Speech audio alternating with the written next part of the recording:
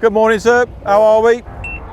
Thank you very much. What an atmosphere we have here around the circuit. Take a moment to enjoy the sounds of Silverstone.